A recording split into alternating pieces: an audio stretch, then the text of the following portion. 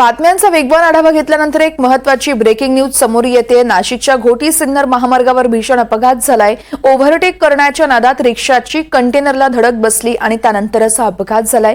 या अपघातात 3 जणांचा मृत्यू झालाय तर 2 जण गंभीर जखमी झालेत। मृतांमध्ये रिक्षा चालकासह 4 वर्षाच्या चिमुकलीचाही समावेश आहे। नाशिकच्या घोटी सिन्नर महामार्गावर भीषण अपघात झालाय। ओव्हरटेक करण्याच्या नादात रिक्षा थेट कंटेनरला जाऊन धडकली आणि या अपघातात 3 जणांचा मृत्यू झालाय तर 2 जण गंभीर जखमी आहेत। जखमींवर सध्या रुग्णालयामध्ये उपचारही सुरू आहेत। मृतांमध्ये रिक्षा चालकासह 4 वर्षाच्या चिमुकलीचाही समावेश आहे।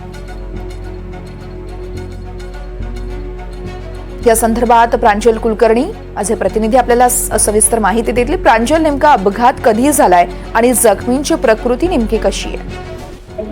वर्षा, आपण अनेक वेळा महामार्गांवरती काही फलक हे बघत असतो की अति काही संकटात नाही किंवा ओव्हरटेक करायच्या नादात स्वतःचा जीव गमावू नका, आणि असंच काहीच घडलेलं आहे या अपघातामध्ये। आपण जर बघितलं तर हा अपघात जो आहे तो काल सायंकाळी झालेला आहे।